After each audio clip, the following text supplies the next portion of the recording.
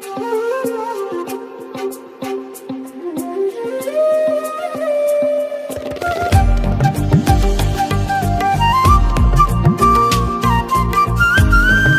தெரிந்த ஒரு மனுஷன் தாவீது.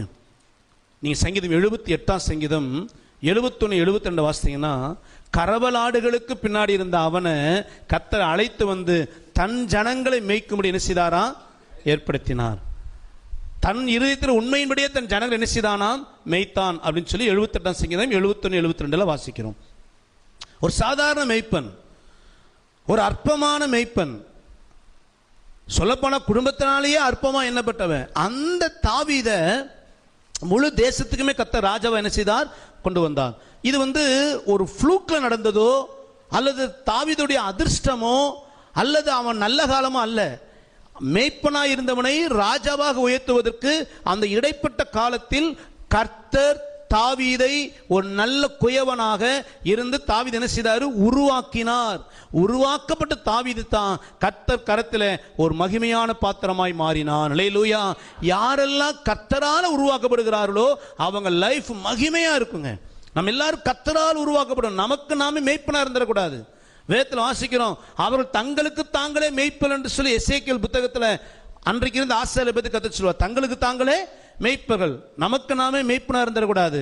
ஏன் இஷ்டம், ஏன் விருப்பம், நான் எடுக்கிறதா முடிவு, ஏன் தீர்மானம், ஏன் ஆசை, ஏன் நம்ம விருப்பங்கள் கிடையாதுங்க. நம்மை மேய்த்துக் கொள்ளுகிற மேய்ப்பரா நாம் இராம கர்த்தர் கையில கொடுத்து என்னை, என் குடும்பத்தையும், என் பிள்ளைகளையும் நீங்க வணைந்துடுங்கப்பா, உங்க சித்தம் அப்படின்னு ஒப்பு கொடுங்க.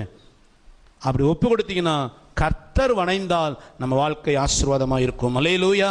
சரி, இப்ப இந்த தாவீதை கர்த்தர் எப்படி வணைந்தார்? முதல்ல எரேமியா 18:4 வாசிங்களேன். குயவன் வணைந்து கொண்டிருந்த மண்பாண்டம், குயவன் வணைந்து கொண்டிருந்த மட்பாண்டம் அவன் கையிலே கெட்டு போயிற்று. அப்பொழுது அதை திருத்தமாய் செய்யும்படிக்கு, அப்பொழுது அதை திருத்தமாய் செய்யும்படிக்கு தன் பார்வைக்கு சரியாய் கண்டபடி, அந்த வார்த்தை பாருங்களேன், தன் பார்வைக்கு சரியாய் கண்டபடி குயவன் அதை திரும்ப வேறே பாண்டமாக வணைந்தான். தன் பார்வைக்கு சரியாய் கண்டபடி. அந்த பாத்திரம் உடஞ்சிருச்சுங்கிறதுக்காக களிமண்ணின் விருப்பப்படி அவன் என்ன செய்யல? திரும்ப வணையில. நல்லா புரிஞ்சுக்கங்க. ஒரு முறை வணையிறான், அது உடஞ்சிருச்சுங்கிறதுக்காக சரி களிமண்ணே நீ என்னதான் ஆசைப்படுற, உனக்கு எப்படி இருக்குன்னு ஆசை அப்படின்லாம் குயவன் என்ன செய்யல? கேட்கல. திரும்ப வணையும் பொழுது தன் பார்வைக்கு அப்படின்னா தன் இஷ்டம் போல், தன் விருப்பம் போல், தான் ஆசைப்படுறது போல அந்த மண்ணை குயவன் வணைந்தான். அல்லேலூயா. அப்ப முதல்ல கர்த்தர் எப்படி உருவாக்குறார்னா, குயவன் தன் இஷ்டம் போல் வணைகிறார். அல்லேலூயா.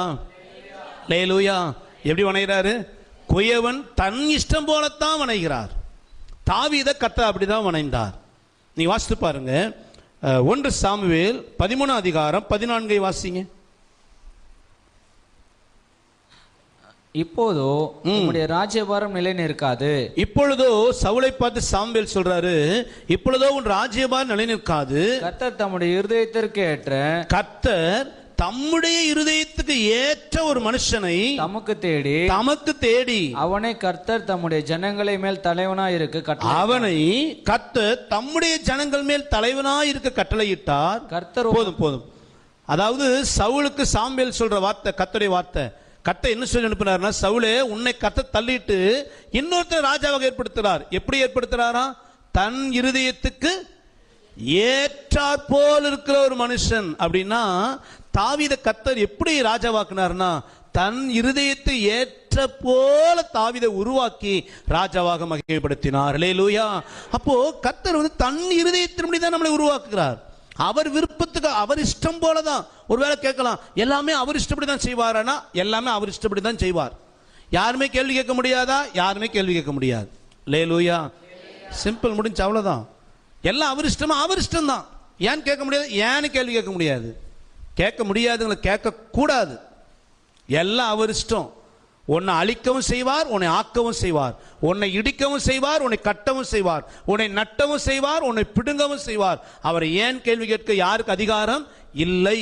உங்க வாழ்க்கையை இப்படித்தான் வைக்கணும் கர்த்தர் தீர்மானிக்கும் போது ஏன் அவர்கிட்ட 1000 கொஸ்டின் கேட்டாலும் ஒரே பதில் தான், ஏன் இஷ்டம். அல்லேலூயா.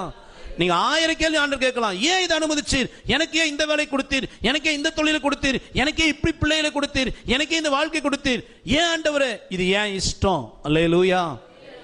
அப்ப அவர் இஷ்டம் நமக்கு தீமையா கிடையாது. நல்லா புரிஞ்சு, அவர் இஷ்டத்தை நம்ம செய்யறாருன்னா நம்மளை வெட்கப்படுத்துவதற்கல்ல, தீமை கொடுப்பதல்ல, அவர் இஷ்டமாய் செய்கிறது நமக்கு நன்மையாய் செய்கிறார். அல்லேலூயா.